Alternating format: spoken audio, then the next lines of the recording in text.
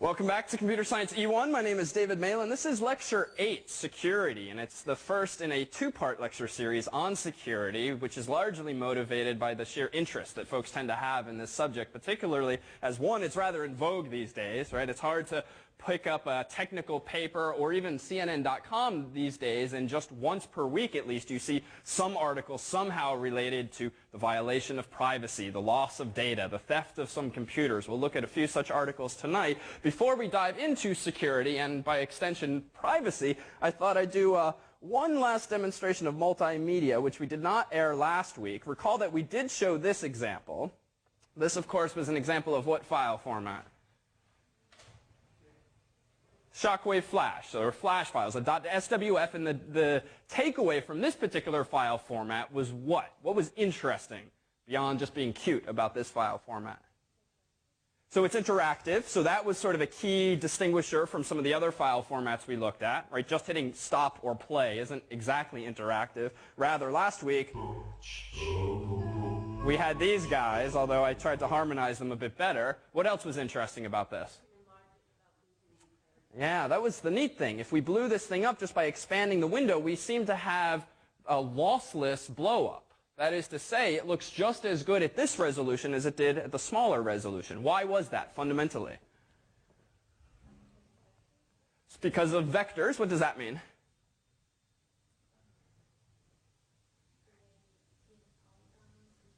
Sure.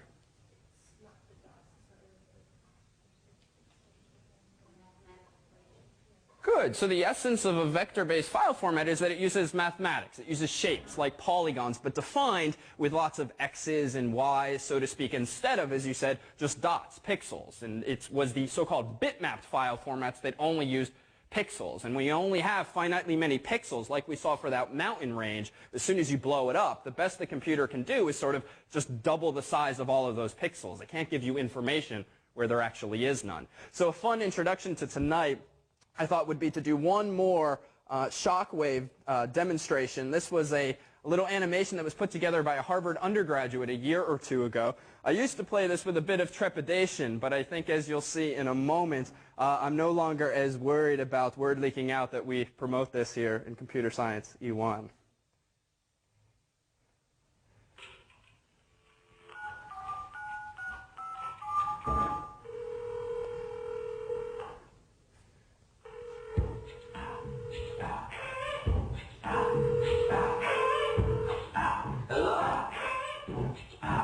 Nah, get on with it, man.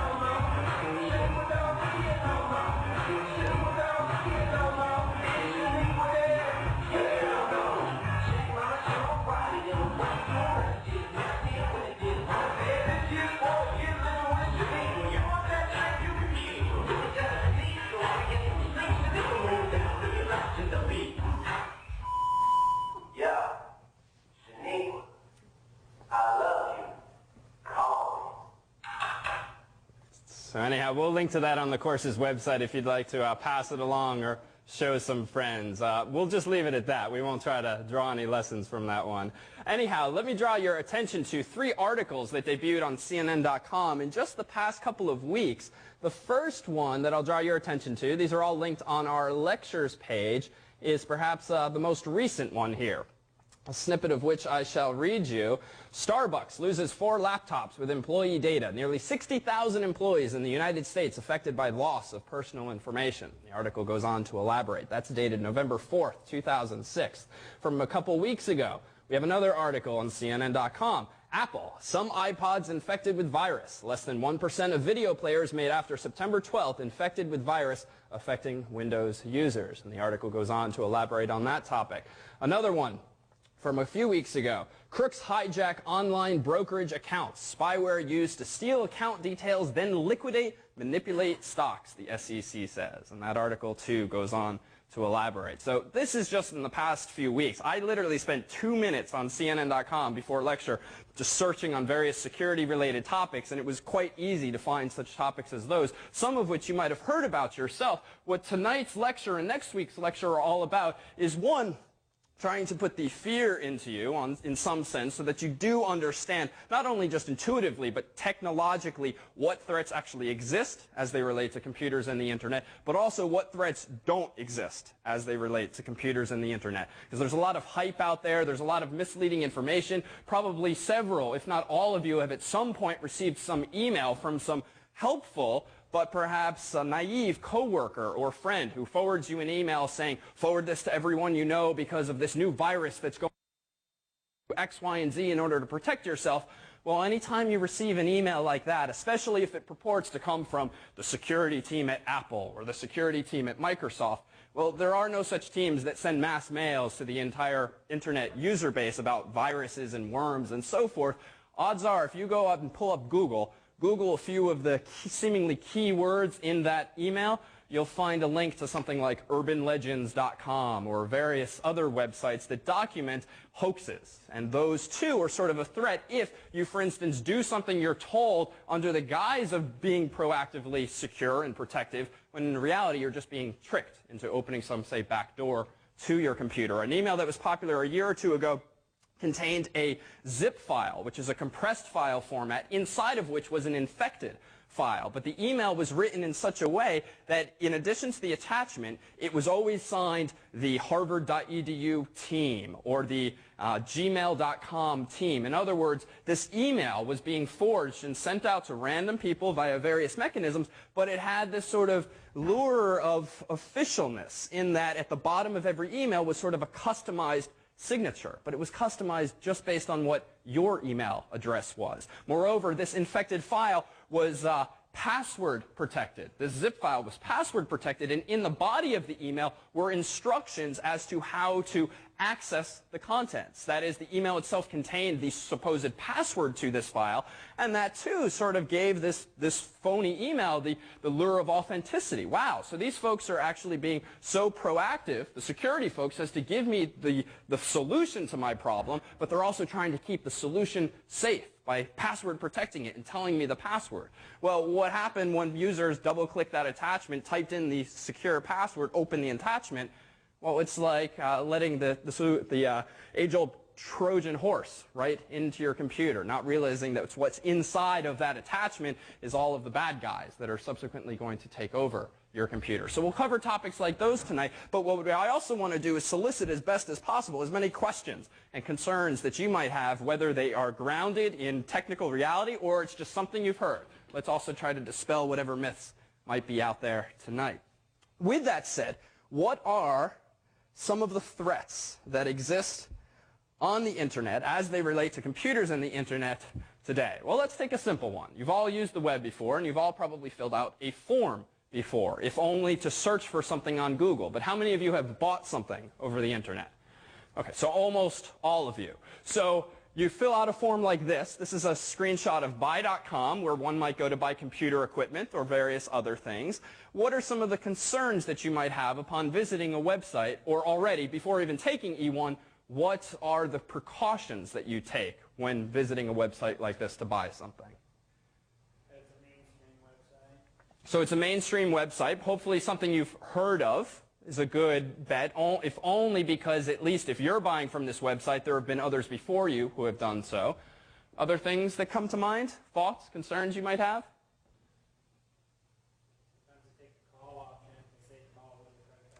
Sure. As the last time I checked, even Amazon today, though they don't encourage you to call them to complete your order, I believe even Amazon today does have a delicately hidden option where if you're really paranoid over typing your credit card information in over the computer and over the internet, well, you can call them up and relay it verbally.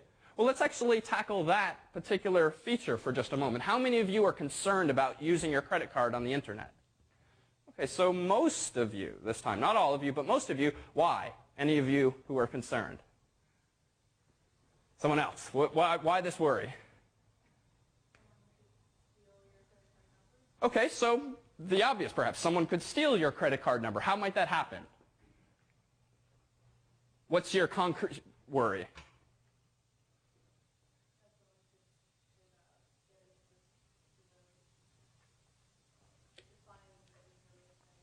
Okay, so somehow someone could find the information. In what ways might someone sniff this information? Well, let's consider a simple scenario, right? Just like people can wiretap telephones legally or illegally, suppose that someone was sort of sniffing your connection between your computer right here and buy.com.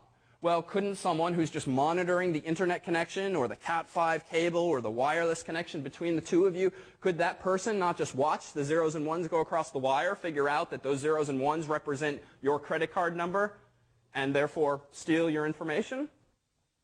Well, hopefully not, right? Hopefully the web gives you at least some measure of security. What is it that those savvy among you look for in a website when actually doing something that's sensitive, like inputting your credit card number?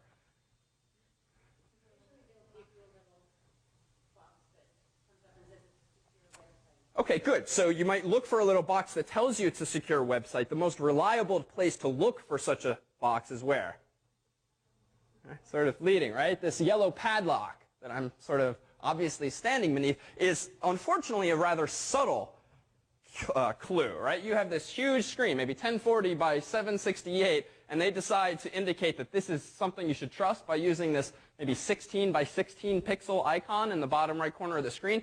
Firefox, I believe, does something slightly more obvious, such that in the address bar up top, where it says buy.com, it will change colors to, I think, yellow these days to indicate even more obviously that the site is secure. The funny thing about the boxes that you offer as a suggestion is that there are a lot of websites, in order to draw your attention to the fact that they're secure, they don't even tell you to look here. They just put a GIF or a JPEG in the web page itself, and guess what that GIF or JPEG says?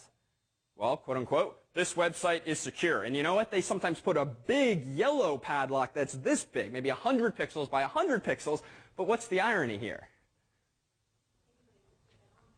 I could put that on E1's website and tell you all day long it's secure when really it's not, right? So you have to beware, too, at what visual cues you're looking for. What is another way of telling that a website is secure beyond trusting this icon, which, in contrast to one that's in the web page, this is an Internet Explorer's window.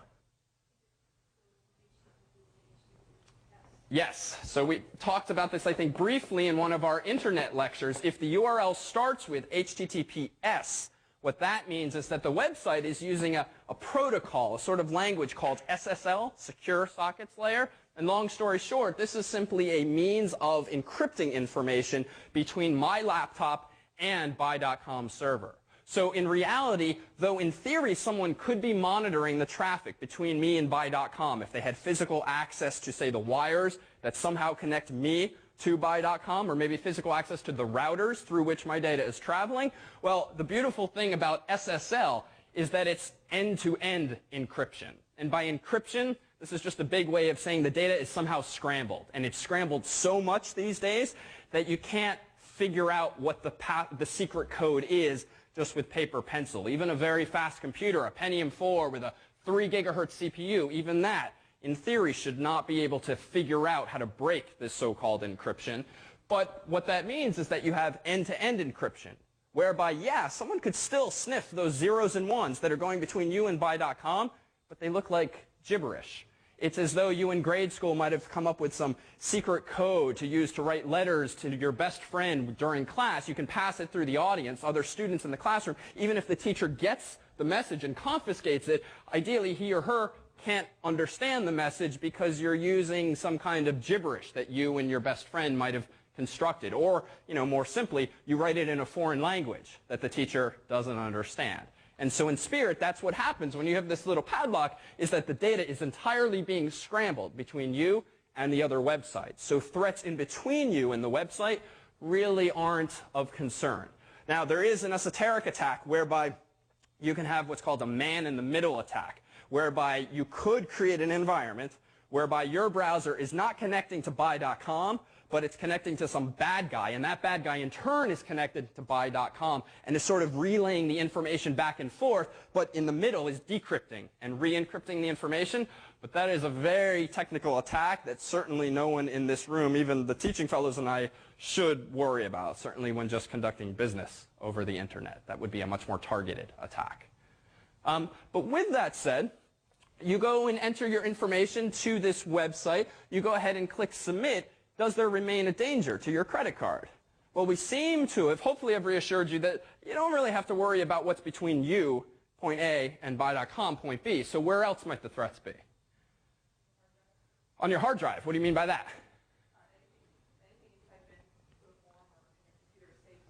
Good. So the danger, too, is that these days computers, PCs, Macs, are so flexible in what they can do. You can do almost anything computationally with a computer today, that means you often leave traces of your behavior behind because they're not really designed to be secure systems per se. The most obvious incarnation of this is that, can you figure out where someone's been if they sit down at your computer and use the internet? You can usually just click the little drop-down menu and go to the history, for instance. And there's even other evidence of this. We might spend more time on this next week, and I'll try to show you exactly how much information you can unearth about someone's internet behavior. But if you're typing in something like your name and your credit card number into a website, theoretically, there is a trace of that left on your hard drive or left somewhere in RAM. Now, again, the means of accessing that information sometimes are pretty complicated. So you probably don't have to worry about your sibling or your significant other or really anyone who shouldn't be using your computer getting your credit card number off the computer after you use it. But what is more dangerous, and we'll come back to later tonight, is a little something called spyware. Software that literally is designed, often maliciously, to spy on your behavior. Suppose that you have previously visited some sketchy website, or honestly you have kids who just tend to visit game-related websites, and with games often come free downloads. Unfortunately, with free downloads often come malicious software that's designed, if maybe just to pop up advertisements on your screen.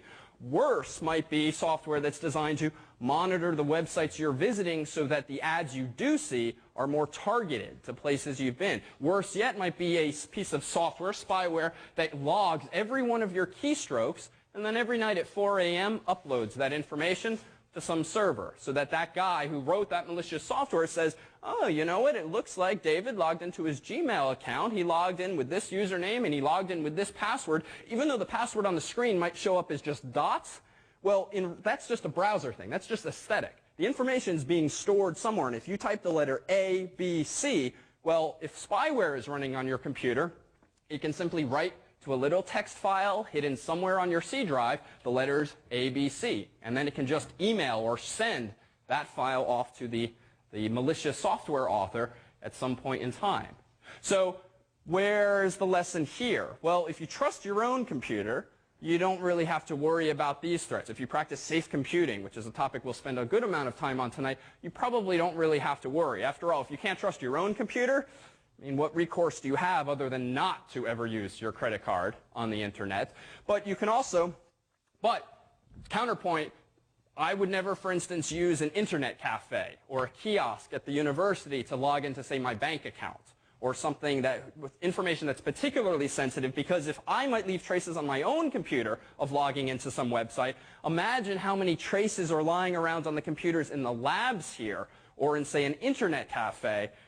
You certainly don't have control over what software is on there. In fact, Harvard now has, 30,000 FAS accounts? I would bet you that you could, within minutes and just a slight bit of cleverness, figure out the usernames and passwords of many users on campus just by dropping a piece of spyware on the computer labs here. And even though the computers are designed to erase programs after a while, well, you notice it's sort of a nice thing. If you ever try to check your email on these kiosks or in the lab and, wow, you don't have to log in because someone already logged in for you, Well, if someone already logged in, what does that mean? They've had access to the machine. What might they have installed? Anything, right? And if they've installed software and it's now running and you sort of just have this nice open terminal that you can now do anything you want on, who knows what that computer itself might be doing and where your information might be shipped off to. But back to this credit card scenario. So if we're worried now that not so much about the transfer between A and B, but about the vulnerability of data at point A, especially if I'm not on my own computer, where else might we be concerned? All right, so we did A to B. We did A. Where's the other threat? All right, so B. So on the other end, there is information being stored. Perhaps that information is being stored ephemerally, such that as soon as the transaction's complete, buy.com forgets your credit card number and subsequently just requires that anytime you want to buy something, you input it again. But how many of you have used websites multiple times that remember your credit card information? Right? So how obviously is the server remembering that information? It's storing it on its hard disk somewhere in some database of sorts. And so some of these articles that you'll see on CNN.com about the loss of data, the loss of backup tapes, the theft of laptops, well, any data that's on these computers, if someone steals these computers, or perhaps worse yet, a remote hacker hacks into the servers and doesn't physically steal the machines, but copies digitally all the data, any information you provided to that website could theoretically be lifted as well. So is that to say that you should not buy anything over the internet? Well, what's the takeaway? Well, there's a few pushbacks on this. One, I would argue that typing in your credit card number and expiration date and name and so forth into a web page that does have a modicum of security and actually uses strong cryptography to scramble the information, ship that data not even to a poorly paid human, but rather to a computer system that immediately tucks it away into a database is arguably more secure than a transaction you might make going to the local store or to buying something over the telephone, where you by definition have a human involved. Right? Even when I was growing up, I remember in high school, a kid got expelled from our high school because, and this is one of those stupid criminal stories, because he was at the Foot Locker, I think an employee, and for whatever reason he thought it would be a reasonably deceptive thing to do to just jot down people's credit card numbers as they bought things, or maybe keep carbon copies of the receipts, and then order stuff himself by phone or via catalog. There really was no internet back then. And then, and this is always the catch, how did they catch him? He was mailing it to his home. So anyhow, I think he was probably arraigned, certainly expelled. But this is only to say that when you have humans involved and many fewer transactions, there's less likelihood, I would argue, that your data is going to be compromised. I mean, back in the day, you'll remember, like at restaurants, you would get not only a receipt printed by a machine, but you'd also get literally the carbon paper. And those too were those were threats to your credit card information, because what was on that piece of carbon paper that usually people would tear off and just leave on the table? Well, what's imprinted on the carbon paper? Right, the credit card number, your name probably, the expiration date, perhaps some more information. This too was sort of a weird memory from my childhood. I have many memories of dinners with my grandfather and our family out at nice restaurants where all of a sudden there'd be a burst of flames on the table because my grandfather's exit strategy from nice restaurants, they gave these carbon copy slips to dispose of them, wasn't to tear it up, wasn't to put it in his pocket, it was to burn it in the candle in the middle of the table. But it's secure. The data is not being stored in a form if you've already destroyed the data. So again, question on the table. Should you be buying things over the internet? What's another protection in place beyond the cryptography and beyond the fact that there are relatively, if any, humans involved? Relatively few, if any, humans. So you can certainly have defenses that we'll revisit tonight and next week, software that protects you against such spyware, so you could minimize that threat. But also, I mean, if any of you have ever had a credit card stolen, how much money have you ever been out? Right, this isn't perhaps the recommended way to deal with theft, but frankly, if my credit card information were ever lifted or stolen from my pocket or somehow stolen from a database, call American Express, explain the situation, and I would bet that it's not going to cost me anything. In fact, my American Express number is 372398. That's all you'll get.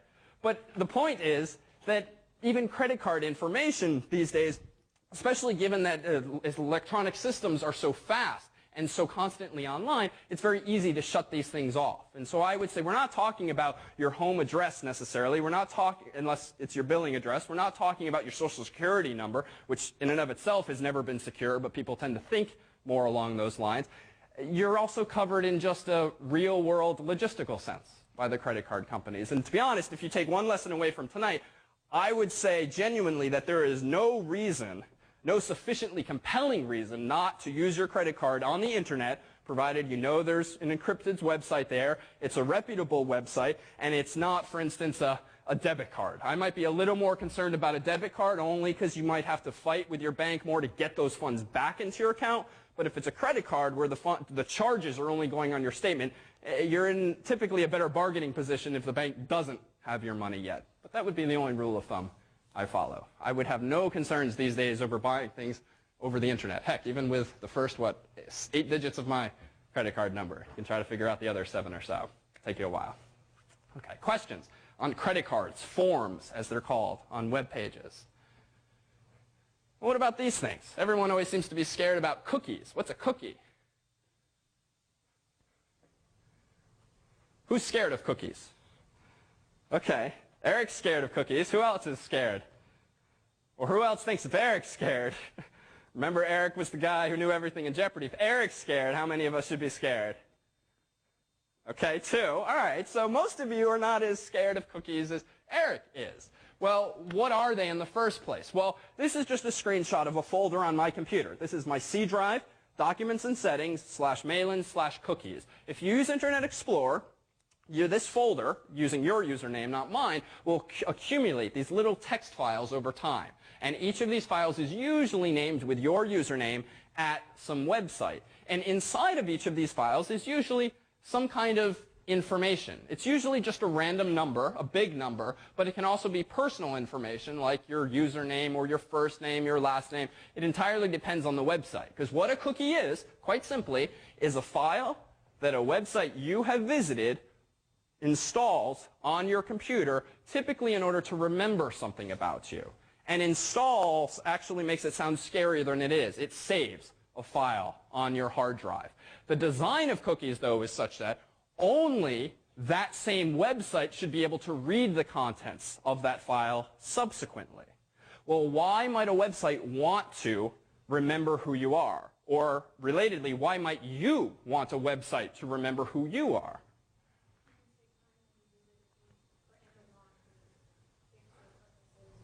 Excellent. Just to save time, right? When you visit Amazon.com, it's a nice feature that I don't have to type my login name, my email address, every time I want to log into Amazon because it just remembers my email address. I do have to type my password, though there are some websites where you can also say, save my password. Well, that's a convenient feature. Why do we need websites to remember us using cookies? Why can't they just look at, my IP address and say, oh, I've seen this guy before. This is Malin at post.harvard.edu. What's the danger in just using IPs to remember? So the IPs can change. If you have dial-up, it probably changes every time you connect to the internet. Even if you have Comcast or Verizon, DSL or cable modems, even though these guys tend not to change your IP address all that often, you are by no means guaranteed to have the same IP address day by day or even hour by hour. And so, moreover, what do we also know about IP addresses as it might relate to this problem? Why is it not sufficient for another reason, not to just remember someone's IP? Good. So 2 computers can appear to have the same IP address. Recall that we talked about home routers and how they share one public IP address among many computers in your home. Well, imagine that this is a scenario that a hotel uses, for instance, so that they can really skimp and share one IP address among multiple rooms in the hotel. Consider this in your own home or your dorm or just your apartment with some friends. Well, if all of you to the outside world seem to have the same IP address, you probably don't want your roommate to pull up Amazon.com and be half logged in as, or fully logged in as, you.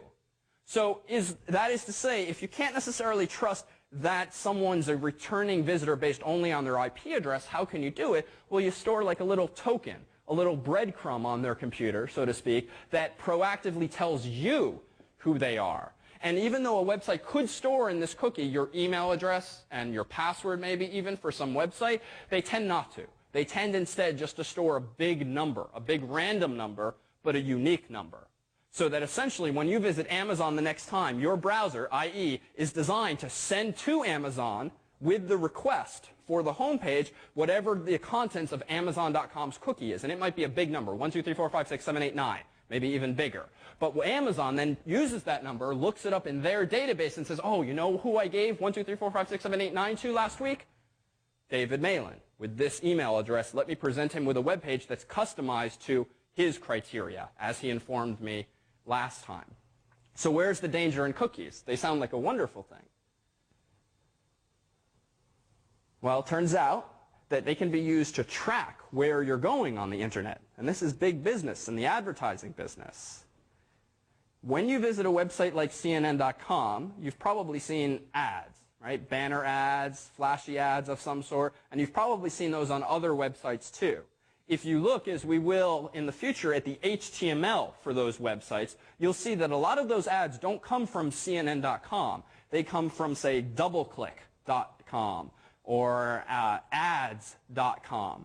That is to say, in a web page, you can include content that's not only stored on CNN.com, but you can reference content that's stored elsewhere. So that my browser, Internet Explorer, not only gets the news from CNN, it gets all of the related ads from some other server, ads.com.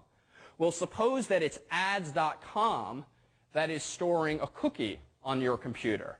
Well, if ads.com has partnerships with CNN.com, MSNBC.com, Amazon.com, and a whole bunch of other websites, if ads.com is sort of the middleman who's always present just because they have really good business relationships with all of these sites, ads.com can realize via this simple mechanism that, oh, this guy, I don't know who he is necessarily, but I do see that he's visiting CNN.com, and I see that he's visiting MSNBC.com and Amazon.com. Why? Because the browser is always sending the same cookie to ads.com, even though the web page being pulled up is a different website altogether.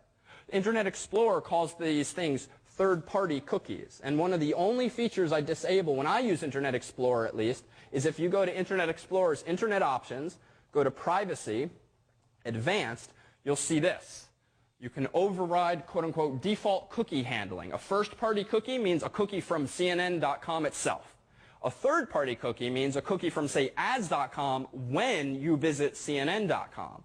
And so what I do always is I just click block third-party cookies, largely because it doesn't really impact me and there's no reason that website needs to know this information. Is it a severe threat? You know, not really. Maybe I'm getting more ads about whatever topics I tend to be interested in on the web. Maybe that's not a bad thing. But personally, I feel it's not their business. There's no reason they need to know that information. And with a click of a button, I can block that information from them. However, there have been bugs in browsers. And this is when people used to be scared more so about cookies. And a few years ago, when Internet Explorer might have a mistake in it, such that it would give to CNN.com not just CNN's cookie, but someone else's cookie. And this became a concern because now not just third parties who are supposed to be embedded in the web page were correlating information, but any old website could figure out who you are, not specifically, but who you are by these relationships among the websites that you might be visiting. Well, let's make this a little more real. Beyond something like cookies, well, what about just where you go? Right? We mentioned in a previous lecture that the U.S. government, at least, has been calling on ISPs to start retaining data on clients for, at least 3 months or so to facilitate federal investigations into computer-related crimes. Well, what does that mean? Well, that means the feds have essentially been asking Verizon and Comcast and other such entities, could you please keep around a log of every website that your customers visit, of perhaps every instant message your customers visit, although that would very quickly take up too much space. But odds are they're asking for what websites did the person visit, what are the headers of the emails that they sent. So even if the ISPs aren't keeping around all information, because you can only imagine, if in just an hour Comcast kept copies of every byte that flowed across its network, that probably is not cost feasible. But it is a little more feasible to maintain copies of who did David email in the past month? Was he emailing, someone at alqaeda.com? Right? This is essentially, in goofy spirit, what the feds are asking for, that kind of data. What websites was David visiting? Well, It turns out that even if the feds do or don't get what they want, someone does have this information. Who does know, by definition, what websites you're visiting? Beyond your own browser, obviously. But very non-committal answers tonight. The service provider does, but let's assume now, and this is generally true, they don't keep this information around now because 1, they don't need it, 2, it's expensive, and 3, it's just an administrative pain to do so. So who does know where you're visiting? Okay, so ads.com, perhaps for the cookie-related reasons. Well, what if you go to CNN.com? CNN, by definition, knows that you are visiting them, right? Well, how many of you have a Google Toolbar installed? So a few of you. Google Toolbar is this little thing in the browser that lets you search the web without having to go to google.com. You can just type it into the search box up here. Well, if you don't pay close attention when installing this software, you might unknowingly say to Google, you know what, report back to Google where I'm visiting. And the benefit to you being that they can try to give you better results if they know something about your web browser behavior. If you have a Gmail account and you have Google Toolbar, well, this little icon up here will become green when you're logged in. What that effectively means is that Google has the ability then, and is sort of warning you with this little light, that they can be and probably are monitoring the websites you're going to, not to be snoopy, but rather to help give you better results based on the types of places you're clearly going. When you type in, a search query into Google, this too is becoming a big concern. AOL goofed recently, or they realized they goofed when they disclosed all of these all of the data related to searches that some of their clients had been using. And there was a story, I don't remember the specifics, but of a woman who had no idea that published, I think on some website or maybe in some paper, were details as to, what kinds of websites she had been visiting. And on first glance, it sounded sort of weird or sketchy because they were medical terms. It was certainly personal. If nothing else, well, that is to say, anytime you use a search engine, that search engine knows certainly what you're searching for. Well, just how much data is being accumulated? Well, here's an example of an analysis we ran on E1's own logs for E1's website, and this is just for the month of October from last year. So I essentially went 1 year back, ran a program on all of the logs that we maintain on the course's website, which doesn't really keep information about you personally, except like the grades area and so forth, which we do keep a close eye on. But notice that just over the month of October, this is the number of requests for pages or files on the website. What's sort of curious about this graph? What's sort of obvious about this graph? So it hugely spikes around October 27th, 2005. Why?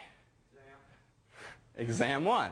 Right? It is clear to us that last year's students, at least, were studying for the exam because we could just infer from the logs that there was clearly an interest in website content. Apparently, though, folks were not so engaged in the beginning part of the month. But this was apparent. Well, what if we look at the data a little more closely? I'll pull up the same report, but with more information in it. Notice that among the things we can determine are the following. So here's that same weekly report shown slightly differently, but you similarly see the peak. How much information could we get? Well, we can look at this data, which this is just sort of curious. We can get a sense of the most popular hours of the day that the website is used. So it seems that the folks last semester were not really using the website between midnight and, say, 6 a.m. But as soon as it becomes 8 a.m., 10 a.m., folks are logging in from work and so forth, activity seemed to pick up. So that's sort of a neat confirmation, if nothing else, of intuition. Well, how worrisome does the data get?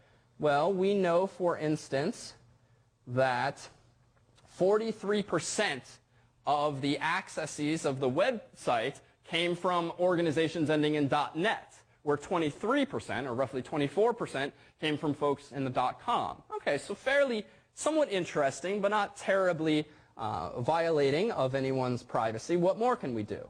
Well, now it gets interesting. So it appears that there's at least one student who was making 10% of the requests. Might we infer that this was the student most behind that semester, and that this IP address, or rather this fully qualified domain name, someone who has a Comcast account, was accessing a lot of information, 3,000 requests. Now, this doesn't mean we even had 3,000 downloads for him, but embedded in our web pages, recall, are little graphics sometimes and text, and so it just adds up. If every time you pull up one page, you're really pulling up 10 small files, 10 images, well, that's how these numbers get inflated, but still, as a percentage, that's pretty significant. Well, what else can we find out?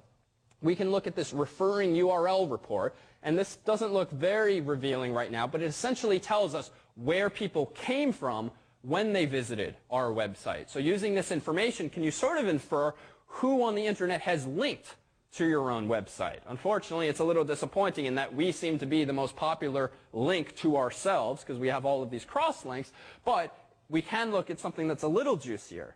Search query report. We can keep track of the search terms that people used in order to find us. So last October, the most popular search on the web that led people to us was actually the name of one of the course's teaching fellows. So 26 people searched for Roman Rubinstein. Google or whatever other search engine led that user to our website, because last year, obviously, Roman's name was on our website. And you can sort of see the other kinds of things people were searching for and how common these were just within a month. Not huge numbers, but certainly revealing and helpful to figure out where people are coming from. This one, on first glance, is a little weird, but you might recall this. So what this suggests, to be honest, is that, well, why is this in our logs? How did someone search on twinkiesproject.com and find their way to us? Wasn't the final project. It's one of the problem sets, which an astute student would know from an earlier problem set. It's one of the URLs where we ask about the significance of white space. Well, it looks like some user intentionally or accidentally typed that into Google or something. Because we had a PDF last year that mentioned Twinkies.com, Google had found that over time, and there's relatively few websites apparently on the internet that say www.twinkiesproject.com, so the user found his or her way back to our own website, which probably didn't really answer the question, but was sort of funny to see showing up in the logs there. You can also see much more information, among which is what browsers people are using, what operating systems people are using. All of this information is disclosed when you visit a website.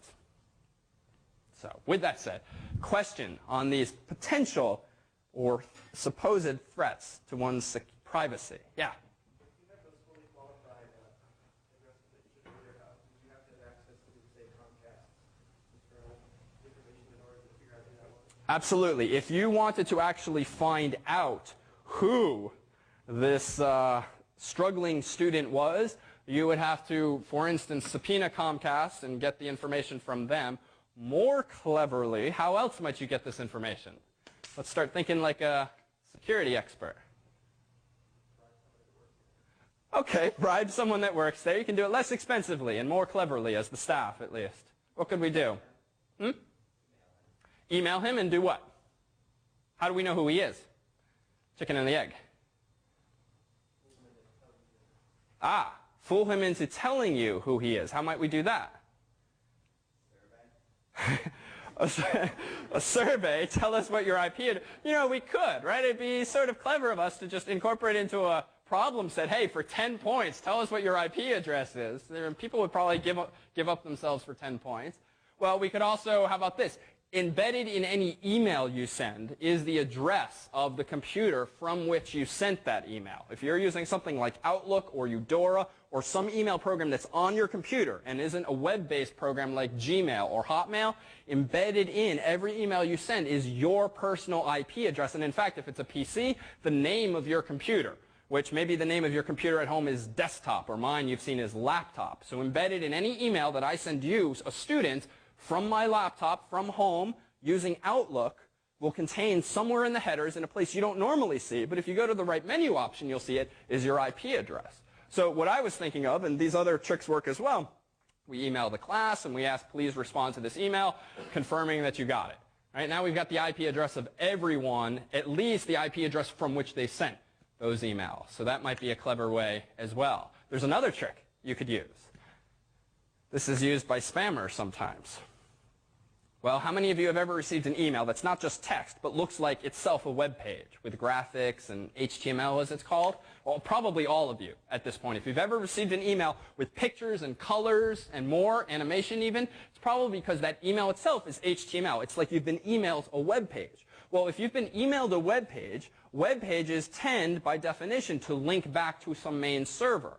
So what this implies is that if I sent you an HTML-based email with the E1 logo, for instance, and you opened it with something like Hotmail or Gmail or Eudora or Outlook on your computer, to view that email, by definition, it would grab all of those images, the E1 logo, from our server if we constructed the email properly. What this means is that we now know that you have read our email. Moreover, we know from where you've read it. And that, too, can be a useful trick. Even law enforcement might do this, right? If you don't want to go through the time and the expense and the trouble of trying to subpoena the information and you know who your suspect is, you can solicit them in a way via electronically such that they, thinking it's completely innocuous to open an email or respond to an instant message, they are giving up information about themselves. And this is because you've seen in our internet lectures how the internet works, which basically is about those virtual envelopes, which tend not only to have destination addresses, but also those source addresses. Well, what are some measures that you, a user, might take to defend against this information, or protect this information? Or rather, as a teaser, let me do this. This is one of our to-be-continued slides. We have Sherlock Holmes here sort of looking for data to recover. What we'll likely do next week is talk briefly about this article and the related topics. This was an article written a couple of years ago by an MIT PhD student, and two of them. It's fascinating. This is an excerpt from an IEEE, which is an engineering magazine related to specifically security and privacy. And we'll spend more time on this next week, but you've probably heard that data from your computer can be recovered with the right tools or the right expertise or with enough money. This article sort of puts that into perspective. So if you've ever read articles about how people's credit card numbers were divulged, or people's ATM records, or their health records from a hospital, what these guys did in this research project was they bought, I think, 300 or so hard drives off of eBay. They then analyzed each of those hard drives using their own computers for data. In some cases, they found that the hard drives contained just zeros, completely uninteresting. In many of the cases, in worrisomely many cases, they found people's medical records, social security numbers, sketchy files, financial data, all of which had been just either sold unintentionally by the people or naively sold. Some of the cases, though, were actually traced back, as I recall, to, say, Best Buy or companies like that, where when these people traded in their computers, and at least in one instance recently, they were told, we will destroy your data before reselling this hardware. It's a lot cheaper not to wipe information than it is to just resell it. This is terribly common. And one takeaway from next week, hopefully, will be if you ever get rid of a computer and get rid of it from your possession, sell it, throw it away. If nothing else, you should wipe the hard drive with software we'll talk about next week, or at least you should physically destroy the hard drive. And as we've seen in this class, y'all are pretty good about destroying our hardware. So we'll just give you the appropriate screwdriver to do that. So with that said, we'll come back to that next week. How can you actually protect against these violations potentially of your privacy? Well, how many of you have one or more passwords? All right, and how many of you, for 10 points on the next problem set, would tell me what it is? All right, we won't put you on the spot. Okay, Eric. So passwords are a funny thing because they're omnipresent.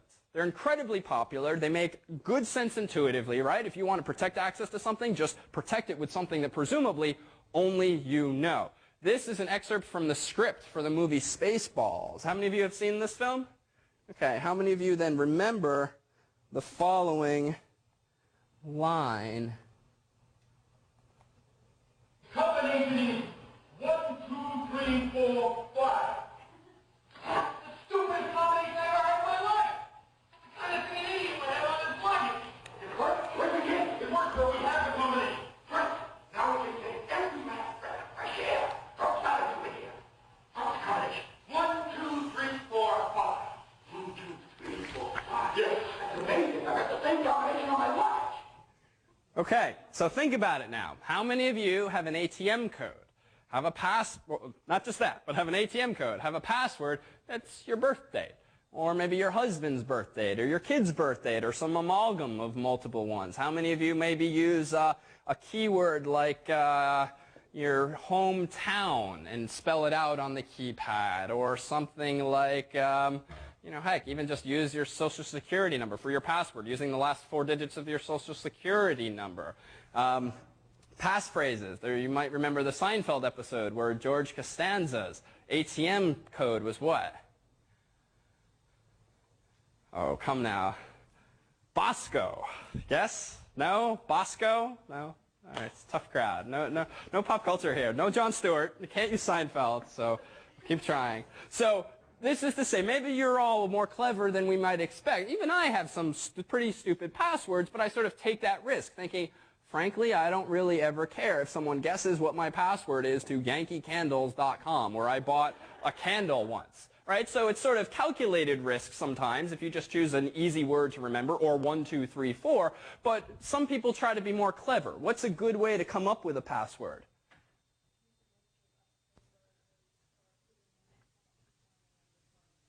Good. So use characters other than just alphabetical characters. Use capitalization in a sort of random way. Use numbers or letters. What else might you do?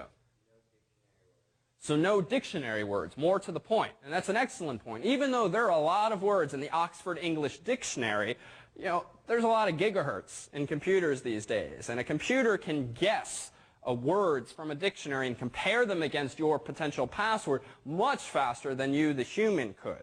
Which is to say, if you are using a password on your computer, it is probably not very difficult for someone with the right software or expertise to figure out what it is.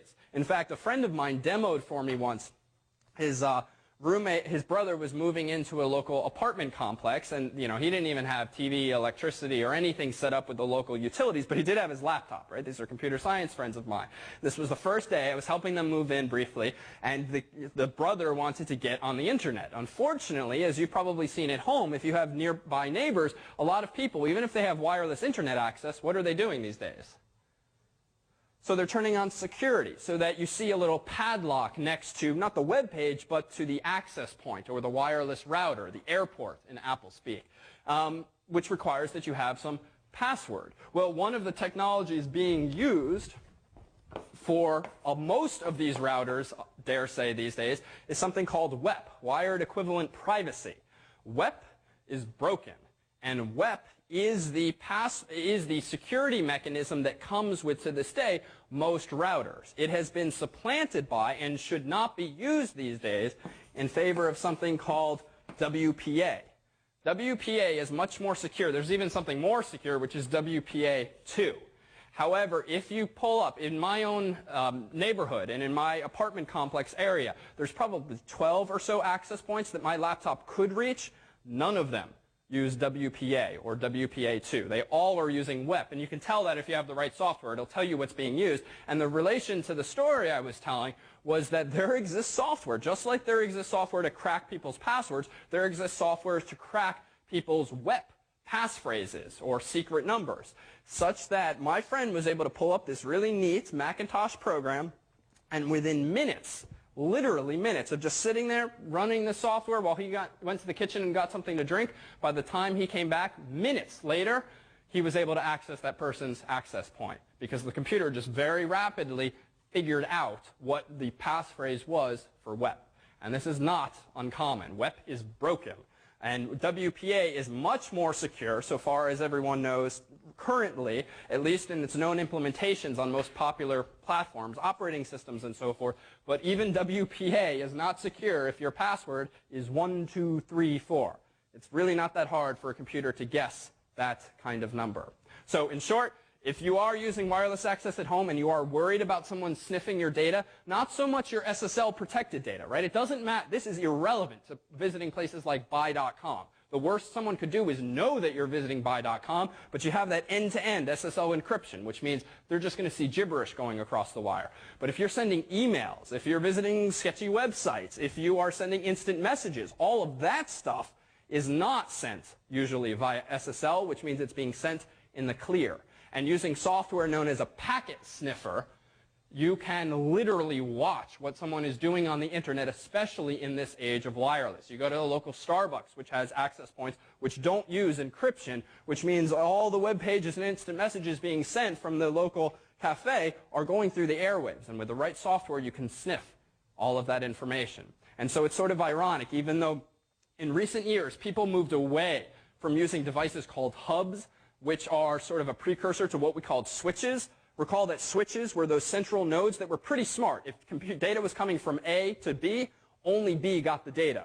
Well, in the past, a hub would, upon receipt of data from A, would send it to everyone connected. And that was a bad thing. And that's the way it was in my undergraduate days, whereby you could pretty much sniff the traffic of everyone locally. There was really no good technological solution to that. There was a very good administrative solution to that. What do you do in a university to prevent people from actually sniffing each other's data? Right? Stiff penalties. Throw them out if they're caught doing this. So for the most part, it was not done. The irony is, if done right, it's not detectable. So go figure. Though nowadays, even though we've gotten toward more secure wired solution, as soon as you move to now wireless, you've sort of opened the doors again to these potential attacks. So again, if you're worried about sending information in the clear, like emails or instant messages, one, just don't. Or two, you have more technological solutions, some of which we'll revisit next week. A buzzword that'll come up will be a VPN, a virtual private network, for instance. So, passwords. Use letters, use different capitalization, use special punctuation symbols. What about this? What about being clever and saying, you know what, instead of using the words, instead of having a password of 1, 2, 3, 4, why don't I use an L2, what does a 3 look like? An E, so E, and then the 4, if you flip it over, is an H. So I'm sort of being silly here, but this is a common heuristic.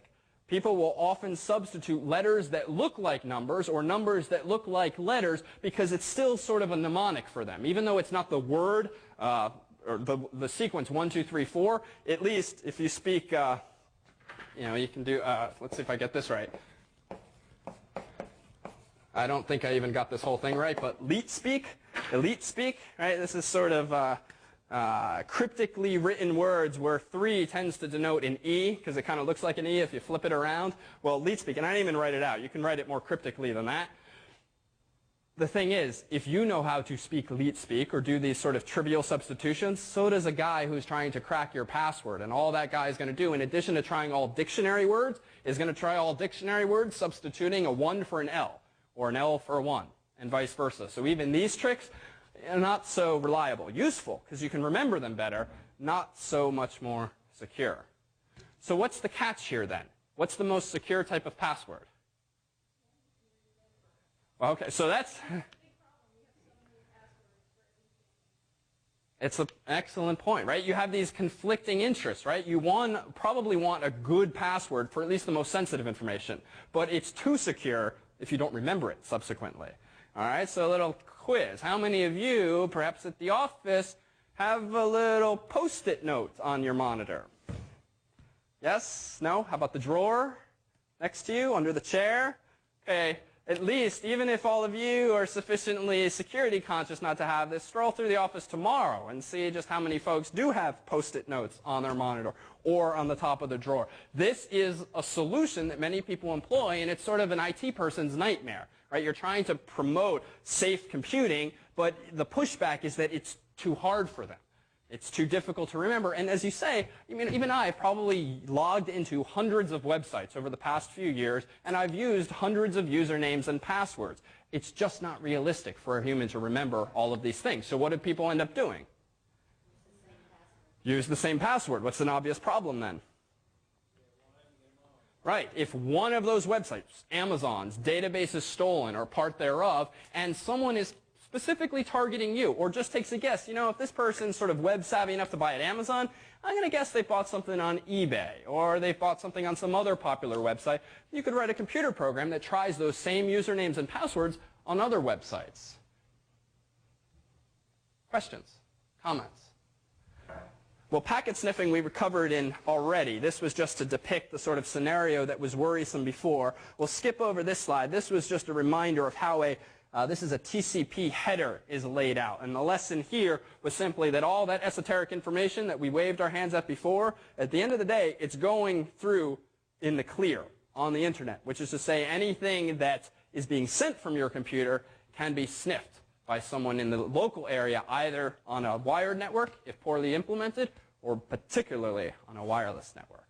Yeah? Can you show us what the interface of a packet sniffing program would look like? Can I show you what the interface of a packet sniffing program would look like? Maybe. Let me, during this 5-minute break, test something out and see if that would be feasible. A little how-to of sorts. Okay, let's take a 5-minute break. We are back. So I'm pitching tonight's and Saturday's section as well as workshop. So the section has been billed cryptically as TF's Choice, and the TF's Choice turned out to be content management systems. They basically, it's one way of creating and publishing web pages and keeping them organized, so I highly recommend that you come to the section if you can. And then we have a very exciting workshop headed by Ray Diaz. It's the gaming workshop, and he will take you through a really comprehensive history and background of gaming, and plus he has an exciting demonstration planned. This workshop on Saturday will be Ray's dream come true, since he's all about the games, and to call it work and to have you all there, he would love to see you. So, all right, thank you. Any questions, administratively or otherwise? No? All right, so hacking. What is it? You're all worried about it. An outside person gets into a system that they're not welcome to tarnish information or manipulate it. Yeah, that's pretty good. Yeah, so to hack a computer is to sort of compromise it, to break into it using some form of technological or sociological means even. The term hacker actually used to have a positive connotation. A hacker at, say, MIT years ago used to just be a kid who was really good with computers and could do neat things. Even at MIT, what they do annually, like dressing up the dome as R2-D2 or decorating the water fountain with the fire hydrant, those are MIT hacks. But in more recent years, the term has acquired quite the pejorative connotation, such that if you're a hacker, you are ostensibly a bad guy. So what does it mean then to hack into a computer?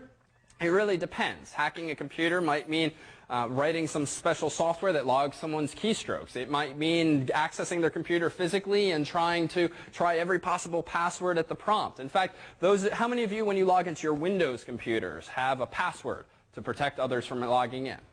Okay. Not that hard to circumvent that. If someone has physical access to your computer, you can put as long a Windows password on it as you want. Not going to keep that person out if they have the right savvy, the right time, and the right expertise. How many of you have a BIOS password? A BIOS password is one of those ones that comes up, and Dan focused on setting BIOS settings actually in his one of his videos of the week in Volume 1. A BIOS password is a password that your computer, not Windows, but your computer, the BIOS itself, offers you, so that when you first turn on the computer, before you even see the Windows logo, you see the password prompt. How many of you use one of these things? Yes? No? Well, some companies might use this, at least to password protect like those BIOS settings. If you ever see one of these so-called BIOS passwords, turns out there's got to be a way to get around these things if someone forgets the password to a computer, right? So to remove one of these so-called BIOS passwords, it suffices to take the case off, find the little jumper, as it's called, if you attended one of our hardware sections, connect 2 little pins on the motherboard, gone. No more password. It's literally as simple as that. How many of you have a Dell or have used a Dell computer that when you first turn it on, it says, warning, cover has been removed? Wow. All right. So suffice it to say there exist Dell computers. I don't think they do this anymore, such that when you turn them on, if the cover had ever been removed, it would inform you as much. Sort of a nice idea on first thought, but thereafter sort of stupid, because clearly you need to open the case at some point. And so what you have is thousands of computers out there that say, warning, case has been removed, because someone put in a new hard drive or put RAM in. The idea was that it would suggest that your machine had been broken into. but only insofar as you yourself had never lifted the case off of the thing. So you don't even see that anymore. And if you haven't seen it already, in Volume 1, I believe, PC BIOS settings is one of Dan's. And if you haven't noticed already, at the ends of some of these videos of the week, there are bloopers of sorts, DVD-style outtakes. And I have to say, at the risk of embarrassment, Dan, I think, makes the best outtakes. In that one in particular, am I allowed to relay this? Everyone on the internet knows it. So there's a wonderful blooper at the end where this video, as I understood it, was ostensibly about how to set a BIOS password on the computer. And Dan's reaction is priceless when he boots up the computer and says, "There's no BIOS password," after having spent an 8-minute video teaching you how to set a BIOS password. So that's in the outtakes, and there's more juicy stuff like those in them. So let's make this a bit more concrete. Hacking is sort of a general term. What is one way that one might try to get you to divulge information, which isn't necessarily hacking, but it's certainly in the same spirit of these malicious activities? Well, phishing. This is something that many of you are familiar with. How many of you have ever received an email from, say, Citibank, asking you to confirm some of your account information? The irony being, you don't have a Citibank account, right? How many of you received such an email from PayPal or Bank of America or Bank of the West? This was a clever one, actually. This was beautiful.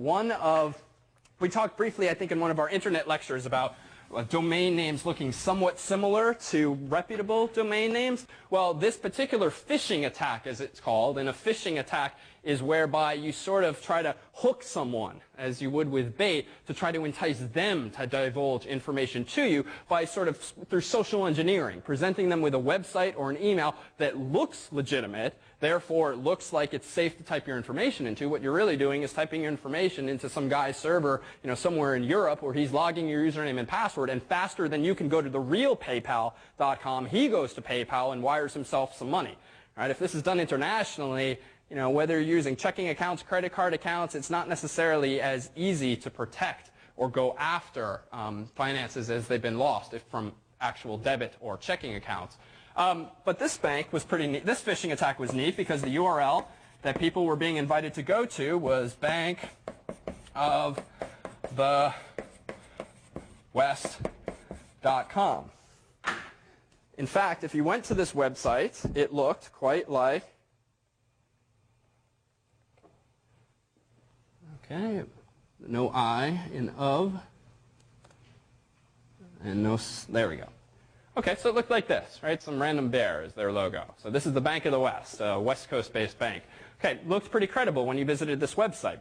Turns out what most people who were hooked by this scam were logging into was not that, was this. Now, I'll grant you my handwriting is atrocious, but I did do one thing intentionally in this scribbled writing. Yeah, not even. Now, it wasn't Bank of the West. It was Bank of the West.com, which frankly, in like a 10-pixel font at the top of your screen, when you visit www.bankofthevvest as opposed to Bank of the WEST, you're not going to notice the difference, most likely. Even the most astute of computer scientists probably would not notice a subtlety like that. Wherein lies the problem? Well, I mean, part of that is just English alphabet or the printing of the font. It's hard to imagine a robust way of preventing even against an attack like that. And just to contextualize this, essentially, people received emails that said, go to this address, looked like a legitimate address. They pulled up bankofthevest.com. They didn't notice that it was 2 V's instead of a W. They tried to log into their website. They're actually logging in, again, to that guy's server in France who's logging their account information, logging in, transferring the funds elsewhere. They've been duped. It's a clever attack, and it's hard, again, I think, to imagine ways of protecting against each and every one of these things. Well, here's what are the tricks that you can at least use to lower the probability that you're going to be duped. Well, what's perhaps the most reliable way to ensure that you are not being scammed? So you could call your bank, certainly, and try to vet it there. I would wager that the typical person you get on the phone probably isn't going to know what you're talking about. So while reasonable, you probably wouldn't get through to the right people. So probably not a useful call to make.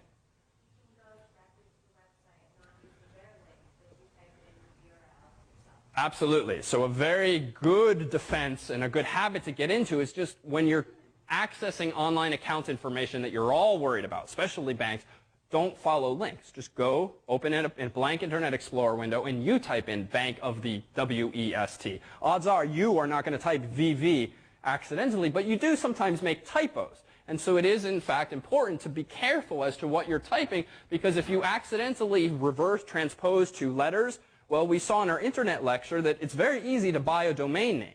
And what people will do, scammers will often do, is just try to buy domain names that are very similar to real domain names, just banking on the fact that, hey, if there's thousands of people every day accessing this website, odds are 0.1% of them are going to make a typo. That typo is going to lead them to my website, which I made look just like Bank of the West's website, but in fact, it's just my server in France, for instance. I keep saying France because there was an instance where a guy in France was doing this a few months ago.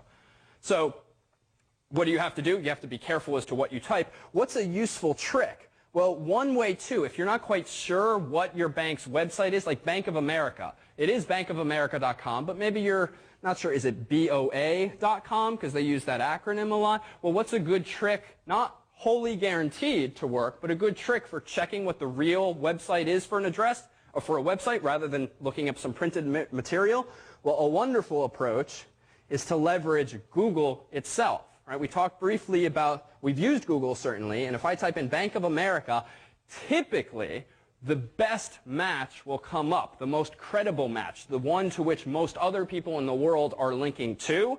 Now, this doesn't always work. You can't necessarily trust that the first link or the first page results from Google are the legitimate ones, but it at least it's another check. It's another sanity check. And even I've done this with certain banks that I've used over the years. If I'm not quite sure what was the URL, I don't want to guess. I'd rather at least get some positive reinforcement, if probabilistic reinforcement, that where I'm going is the right address. This one here? So what Google does under sponsored links, and you might have come across this when reading up briefly on the click fraud.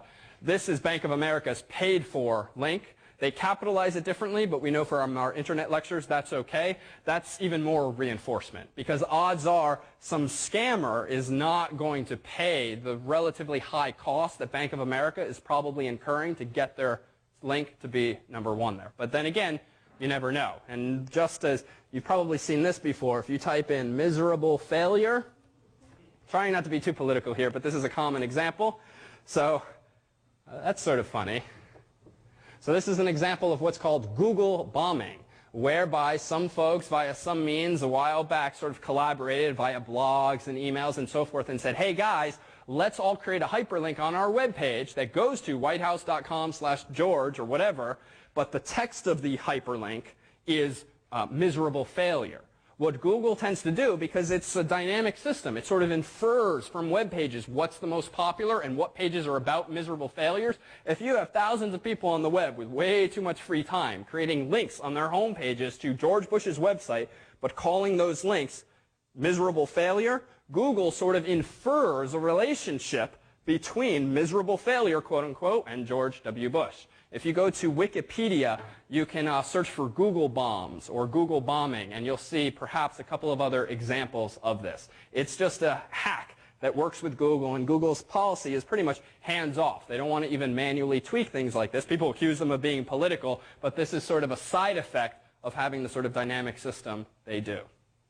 So with that said, what else can you do? Well, here is 4 emails that I've kept over the past few months. This is in my show folder for my E1 folder here, and they're just 4 spams, really, that at least are sort of interesting for discussion. Take a look at this first one.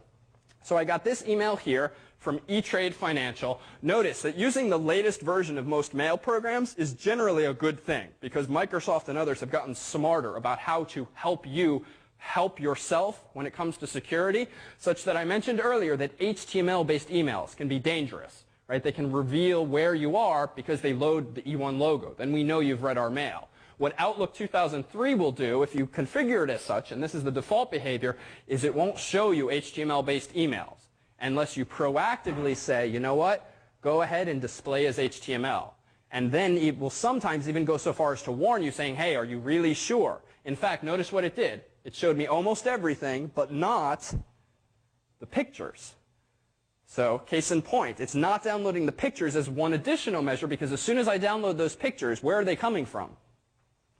It's coming from this Fisher's website, if it's even still up. So let's try that. All right, my email address is out there. I'll show you how many spams I've gotten in the past few weeks. So it's still working. Now, where they're pulling that from is unclear. They could even be pulling that link from eBay just to borrow their imagery. But the point is that this is what the email looks like. Now, you tell me, what are some suspicious signs in this email? What should be the most obvious? Oh, sorry? Yeah, it's a little ugly, to say the least. It's not the most beautiful work of art. The biggest warning flag should hopefully be, I don't have an E-Trade account. Right? That works. So you might wonder, well, this seems pretty stupid, this scam. If they're sending millions of emails to most people who don't even have E-Trade accounts, what's the point?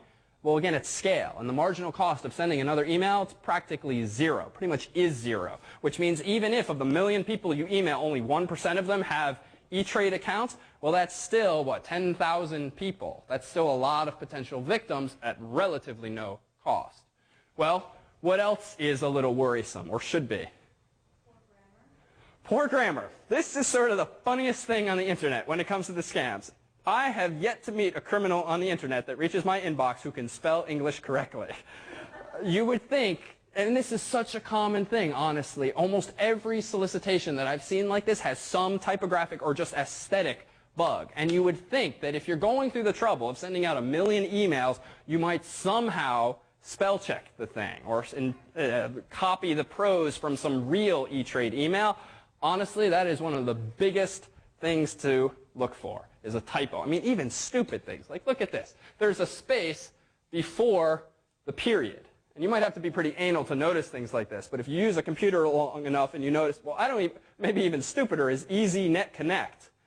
I mean, I don't even know what that's getting at. So there's another telltale sign. What else is there in this email that's suspicious?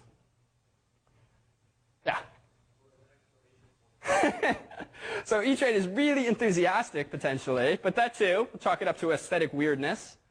Who's it sent to? So it's sent to undisclosed recipients. That's a little weird. Now, there's an efficiency argument there. It can be more efficient for E-Trade to just BCC everyone. However, most companies tend not to do this for the very reason that you picked up on. It looks a little suspicious. And that's effectively what this guy did. BCC'd me and probably thousands or hundreds of other people. Who's it sent to in the greeting? Customer. Hey, if this is from E-Trade and I have an account with them, they probably know my name. That too is a good cue. Now, this too is sort of a tar pit potentially, though, because a lot of companies, reputable ones, will tell you these days in the email, this is legitimate because we know who you are. And then they'll put your name in it, Dear David Malin. Now that's something, right? Because it means your email address wasn't just harvested from some random website. But frankly, when you've seen my email address on a website, what else have you seen on that website? My name. So even this, not surefire protection. It's not that hard to get not only lists of people's email addresses, but also their names. So even there, the industry is sort of promoting that as a way that, hey, only E-Trade knows your name. That's not so true. Anything else in this email? Well, let's scroll down. What about the link? So it's faulty, or at least the text thereof is faulty. And this is sort of neat. A neat thing about Outlook, at least, and some other email programs is if you just don't click but hover over the link, it will show you, if briefly, where the thing is actually going. And we'll talk about this in our HTML lecture in a couple of weeks. But for now, know that when you make a web page or you send an HTML-based email, the way via which you make a link in the /email is literally you type this, href for hyperreference.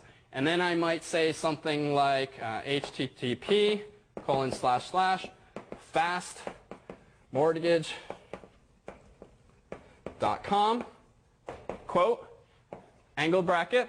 Then I put the name of the link. So that's why you have this dichotomy between what you're seeing and where you're going to end up. And I could say, as they say here, E-Trade, !/A. So if this looks cryptic now, wait till you see 2 weeks from now what you'll be capable of doing. But that gets across the basic idea. When you have a hyperlink, be it in a web page or an email, there's two parts: where you're going and where you're told you're going. And those do not have to be the same, as in this case they aren't. In fact, if we pull this up, so it looks like this guy has been shut down somehow or other. It goes to fastmortgage.com with some weird spaces there. If we go to the real website, so that's sort of interesting. So this actually seems to go to at least a website that exists. Just how reputable they are is perhaps unclear. So buyer beware. Well, there was 3 other emails in here. Let's see if there's anything interesting. Oh, these are always fun. So one, again, we have bad formatting, bad English, bad punctuation. And honestly, what's really sad, you might be laughing at how silly this is. This essentially is what? Telling me he's got a lot of money. Yeah, this is coming to me as a surprise. He was totally convinced to write me in reference to the USD 11.5 million. You know, what's sadder than the English here is the fact that there are people who do get duped by these things. Not even just in email, right? You'll see on, what are those, like Dateline, over the years, there's always a story occasionally of someone who's been duped out of their life savings by some scammer, which to a typical person would seem so obvious, but not necessarily to all folks out there. So clearly things like these work, even though hopefully to the astute eye, it would not catch you. What's with this, let's see, remain, yeah, it's just funny when the English, they don't even try. So hopefully you would not at least fall for something like that. Is there anything else here? Oh, so here's a fellow from Tunisia. Medical treatment. She was married to Mr. Robert.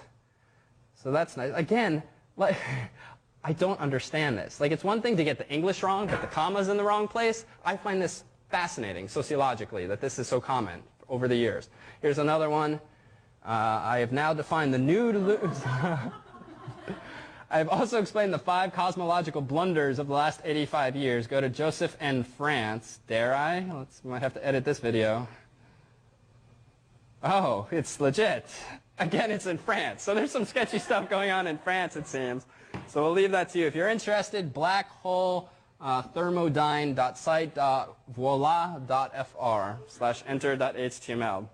Anyhow, where are these phishing attacks coming from? Well, they're essentially spam, right? At least that's how they're masqueraded. Just to put into context here, if you think you get a lot of spam, I dug up my spam folder here. The first email in my spam folder that I have not yet deleted is from December 20th, so 3 or so weeks ago, and the last one is from probably this morning, as of 6:55 p.m. In this folder, I have received in 3 weeks 2,221 spams. Fortunately, all of which have been automatically flagged as spam. Those were not manual spams that made it to that I put there and that went into my inbox. But there's a lot. And again, this gives you a sense not necessarily as to how many mailing lists I am on, but just how cheap it must be for these things to be sent. And if just in 3 weeks you're receiving this much. Yeah.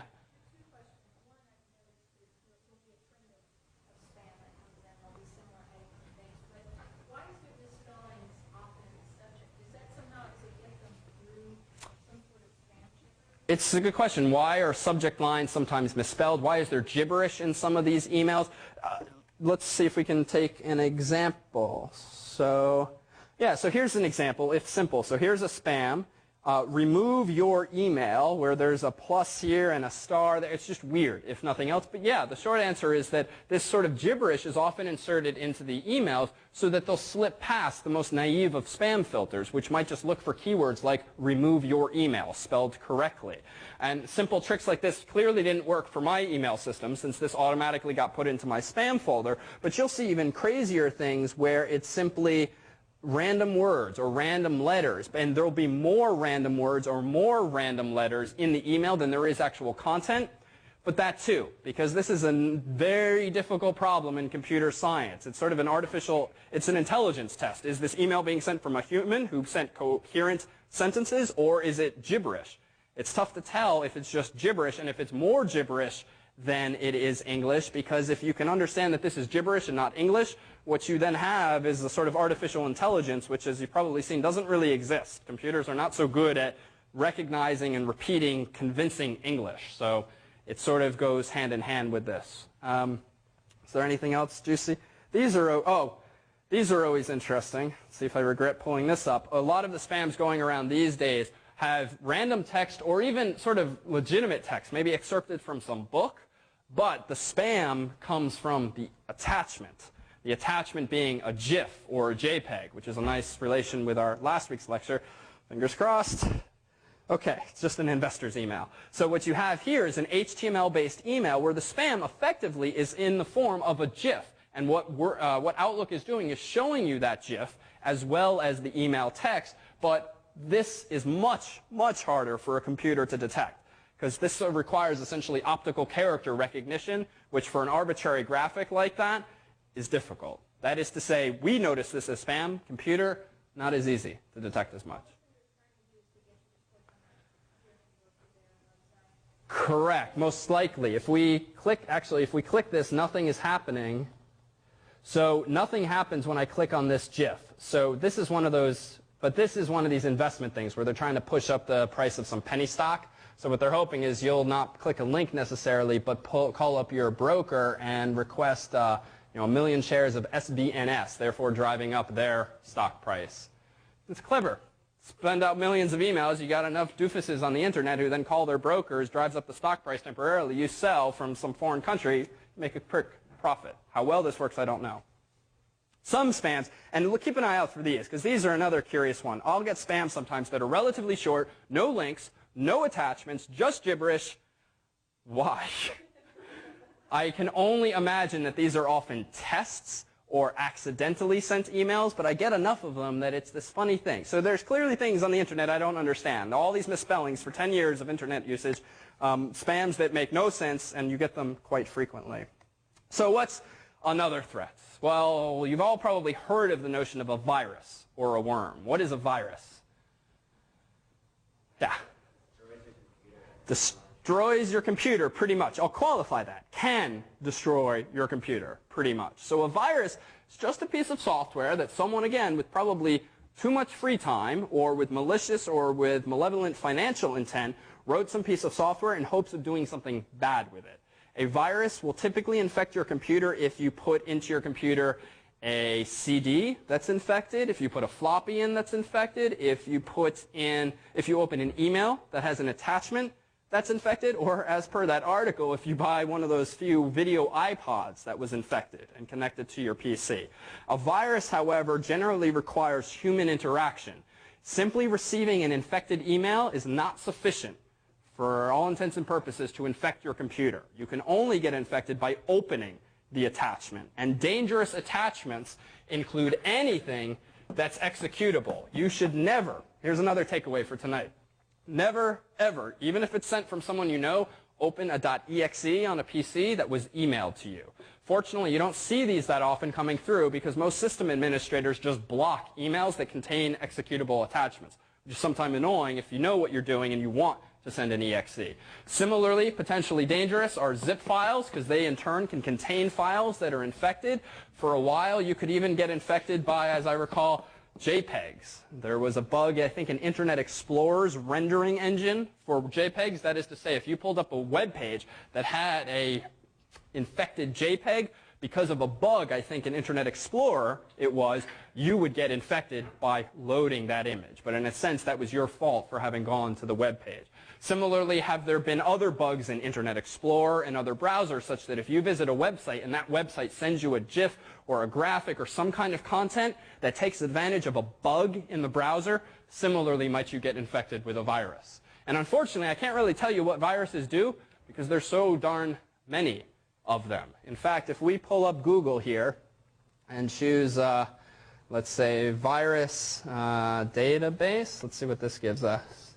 Semantic. Threat Explorer, let's see if this is good.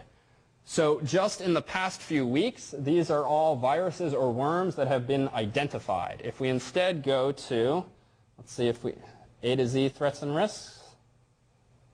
There's so many different types of malware, malevolent software these days that they don't even call them viruses just anymore. They call them threats and risks. These are the viruses and worms and other such things that start with the letter A that the company called Symantec has identified and can protect against. These are those that start with the letter Suspense building. Okay, so suffice it to say there we go, D. There's a lot that start with D as well. Suffice to say there's a lot of malware, there's a lot of people with free time, there's a lot of people with malicious intent that have written these things. What can they do? Anything. Virus is just a piece of software, and if you can write a piece of software to erase the contents of your hard drive, you can write a virus to erase the contents of your hard drive. If you want to write a program that sends emails, spams to everyone in your Outlook address book, you can write a virus to do precisely that. All they are is programs. And the problem is once you open an infected file, by definition, viruses tend to infect other files. So it's often not sufficient just to delete the infected file. The thing sort of moves around your computer and tries to hide, in a sense. These antivirus programs, what they try to do is detect all files that have been infected, and they try to remove the piece of infection. It's like a biological virus. It attaches itself to other cells. In this context, it attaches itself to other files and tries to hide there. But it uses a host file to infect. It doesn't just exist on its own. A worm, by contrast, is similar in spirit. It can do anything, but worms are dangerous in that they can travel on their own. And this is actually where most of my research is focused over the past few years. Worms are more scary than viruses because they don't need foolish humans clicking on attachments and emails. If you are infected with a worm, it can jump from your computer to any other vulnerable computer on the internet simply if you have an internet connection. And for a while, there was one worm going around which created this sort of catch-22 situation. There was a bug in Windows, XP, and other versions such that if there were computers on the internet infected with this worm and they were attacking your computer, which essentially just meant sending unsolicited virtual envelopes of data that themselves contained the worm itself. Well, if your computer was on and connected to the internet and not behind a so-called firewall, your computer would immediately start shutting down within 30 seconds. In other words, you turn on the computer, you connect to the internet, Comcast, whatever, 30 seconds, your computer will shut down. Now, the catch-22 is that for the most of us, 30 seconds is not sufficient to go to windowsupdate.microsoft.com, search your computer for available updates, install said updates, and reboot. That doesn't happen in 30 seconds. So I even went over to family friends of mine to try to help resolve this for her, and it literally was this catch-22. To get rid of the infection, I had to download the fix from Microsoft. To download the fix from Microsoft, I needed to connect to the internet. To connect to the internet, I was subsequently shut down after 30 seconds. And you can imagine the nightmare this causes for companies like Microsoft if you can't even fix people's problems because the threat itself renders them unable to fix it. These are very expensive, very scary problems. There are recourses, some of which we'll come back to next week, but in short, they can do anything. Turns out most viruses and worms, dare say, don't do anything that interesting. They are often buggy, they'll break things, but in theory they could delete all of your files, email all your files to someone else, just send generic spams, or they could even damage hardware in select circumstances. Yeah? And how do they fix it? How do they fix it? You have very smart researchers at companies like Symantec and McAfee and other such companies that essentially they let one of their machines get infected, or they get the file from someone else, and they analyze it. They figure out effectively how to reverse the effects of it. In my situation, is that what? So I put the machine temporarily behind a firewall so that the worm, even though it was trying to get at her computer, couldn't actually get into her computer, and that let me get to Windows Update. Alternatively, I could have sat down at another computer, downloaded the patch elsewhere, and then installed it with like a floppy or a USB stick or a CD. So there are ways around it. Not ways that this 65-year-old friend of mine could have done on her own. And that's the scary thing. That's the worrisome thing. Yeah? I read about there's certain legal programs that use viruses and things like Star Force. There's like a top protection for these that is sort of installed in the computer and talk about it changing the record. Yes, so there is some software that is thought to be good, but in reality is very similar to something like a virus or worm in that it does something without your knowledge. Sony got reamed in the press a few months ago because on some of their music CDs that you would buy from the store, right, everyone's all up in arms these days about DRM, digital rights management, making sure you can't rip their CDs, copy CDs, upload them to the internet. So what Sony thought would be appropriate would be when you put this CD from Tower Records into your computer, unbeknownst to you, it installs some software in the background. That software essentially makes it impossible for Windows to let you duplicate that CD. Unfortunately, one, they told you nowhere in the wrapping that this was being done. Two, it installed itself stealthily such that you could not even detect that this software was installed. You go to add or remove programs, not there. You go to the task manager, not there. It essentially was designed to be stealthy, which suggests some suspicious intent by Sony and, frankly, some stupidity if you actually think people who want to steal music won't figure out how to circumvent this. The worst part, though, was that the software they wrote was buggy. And it was buggy in a way that could theoretically have let an outside hacker take over the computers of anyone who had played this music CD in their computer. And this was very bad PR for Sony, who's already struggling as a company of late. And it sort of spoke to this conflicting interest of protecting people's intellectual property and just implementing stupid technological solutions, particularly without users' notice. So in fact, very much related in spirit to that is what's called spyware. And we talked about this already tonight. Spyware, like viruses, like worms, is software that, as the name suggests, does bad stuff. It tries to spy on your computer.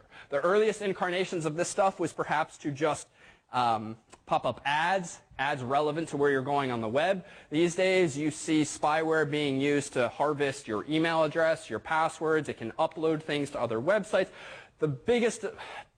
If any of you have kids, and you let your kids play games on the internet, playing games like Frogger and free games that they might find, these kinds of sites are riddled with spyware. And spyware usually has to be installed by a user. But browsers tend not to be designed very well, such that how many of you have ever received a prompt that says, yes or no, do you want to do this? And you realize that if you hit no, you're not going to be able to proceed. Well, what do you hit? Yes, especially if you don't understand the message. Most of us, if you want to get at something, yes, I just want to get to the content, and you don't even appreciate what the websites are doing. And that is one common infection mechanism where you yourself have said, yes, give me this infection, when really all you really want is give me Frogger or give me the game I want to get to. If you download file sharing programs, those too are often riddled with, like Kazaa in particular, comes with a whole bunch of stuff installed with it, which is a little risky.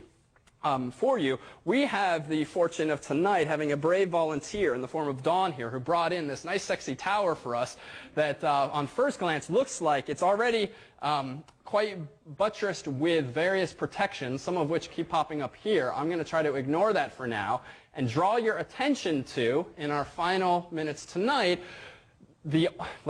I'll spin it this way, the only protective software that I use. And again, take that for what it's worth, but I will say that for the most part, it is not necessary to pay for software to protect yourself against viruses. It's not necessary to shell out for Norton antivirus or McAfee antivirus. Frankly, there's enough free stuff and enough good enough stuff out there that if you inject with that your own common sense, E1 savvy, dare say, and practice safe computing, you won't get infected. I think in years I've only been infected by one thing, which was some piece of fairly innocuous spyware.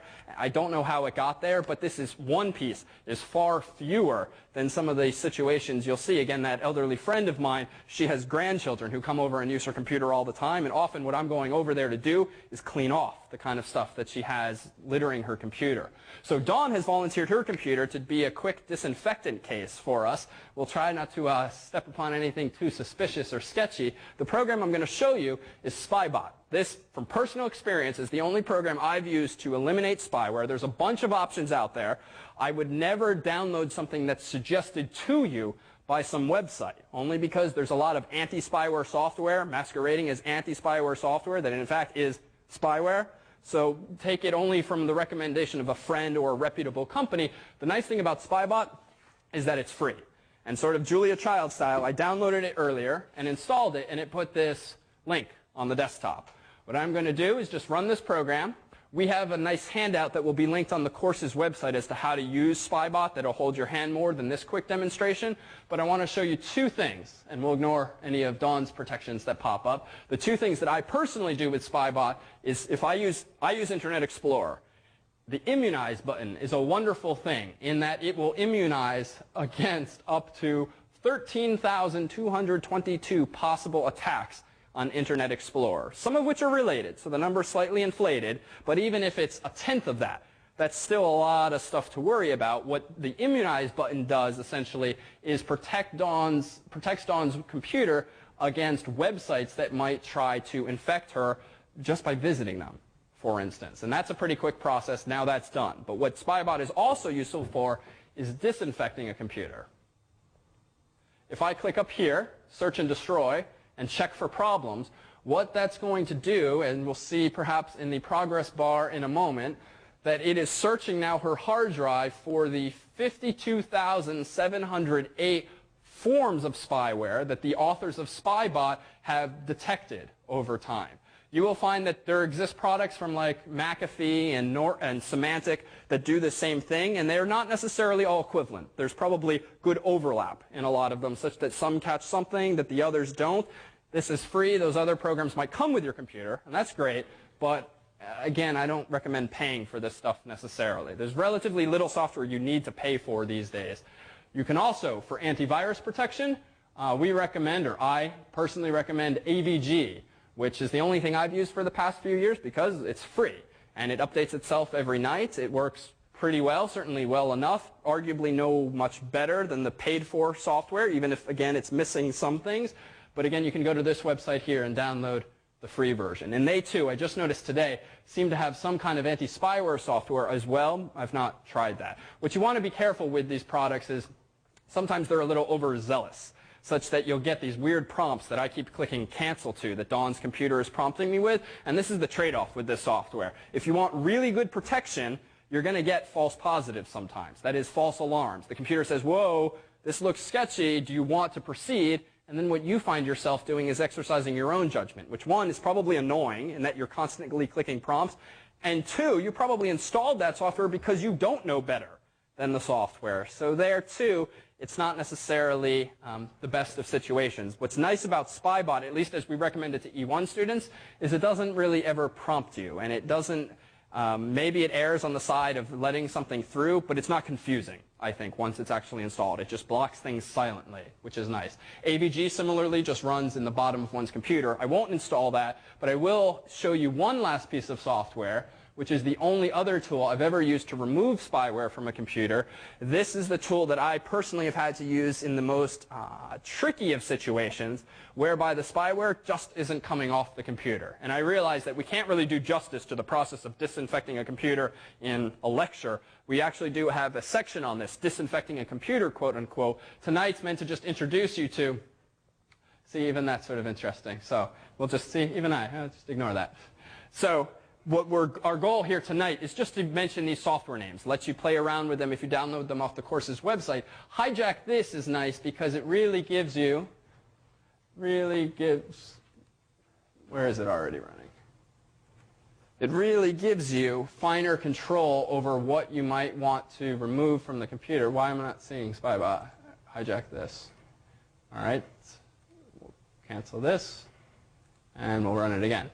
What Hijack This does is if you click its scan button, and again, I realize this is a cursory tour, it shows you pretty much line by line all of the stuff that is loaded into your computer's memory at startup. A lot of this stuff comes from what's called the Windows registry, which essentially is a huge, poorly designed preferences file, among whose features is that entries in this so-called registry can be loaded at startup time. Some of you probably know that, is it okay if I go here, Don? Okay, so Dawn does not presumably have any sketchy software loading up on startup. If I go to her startup folder, it's kind of far down. But this is where most Windows users, if they know it at all, know that stuff in your program's startup folder is loaded at startup. But there is a whole bunch of stuff that's loaded at startup that's not in that folder. You can see such things in an interface like this, Hijack This. And I won't spend time dwelling on this because it sort of is by nature scary, and I wouldn't suggest yourself running a program like Hijack This and solving your problems by checking every one of these boxes and saying fix checked, which means remove all this stuff. You really want to exercise some discretion. But the discretion, for those of you who are willing to be a bit adventurous, if you're experiencing some suspicious problem, is to look among these lines for the names of programs that you just don't recognize, things that are suspiciously named in weird locations. Now, the gotcha here, of course, is that, and this is the irony, a lot of spyware is not cleverly hidden. It's installed in some folder and given some weird name for whatever reason. So you can infer from that weirdness that it is malevolent software, and you can probably just delete it by checking a box and clicking Fix Checked. But clearly a smarter spyware author might call his spyware msword.exe, put it in a folder called Microsoft Office in your C drive so as to just, in a social sense, confuse you or make you think, oh, well, Microsoft Word, that's okay. But in reality, it's actually spyware running there. For whatever reason, you don't tend to see this that often. Spyware authors, not so clever, not so concealing, probably because they don't have to be or they don't realize they should be. But if you're particularly savvy and a bit adventuresome and if you're ever having a persistent problem with spyware that things like Spybot cannot solve, this is a wonderful tool to use, but you want to run it in what's called safe mode. And this, too, I'll defer to our dissecting a computer section, but realize this catch-22 as well. Often you can, it's actually not so much a catch-22, I'm overusing that tonight. So it's a predicament. Often, spyware, if it's running on your computer and you try to remove it with tools like Spybot or other tools, you won't be able to because it's running. Safe mode on Windows is a mode that you can put your Windows computer into such that nothing except Windows itself is running. And therefore, you can run programs like Spybot to actually disinfect it. So the teaser we'll end on tonight is what exactly is on Dawn's computer. It looks like there were, let's just read it off, 18 problems found, perhaps of varying worrisomeness. There's some kind of error there, which we'll ignore for tonight's purposes. Some of these might just be cookies of some sort. Spybot's a little overzealous when it comes to protecting you against cookies, even if they're not that bad. But every one of these lines here is something that's being loaded into Dawn's computer, usually at startup. Some of these seem to be cookies, which is fine, but these settings, these are more worrisome, since you don't want things that are clearly making some settings happen if you don't understand what they are. So a nice trick with Spybot is if you don't know what it is, you're probably fine in just removing it. And I would promote doing that as much. So many thanks to Dawn for bringing in her computer. We will see you next week in our continuation of what's scary out there and how to protect yourself.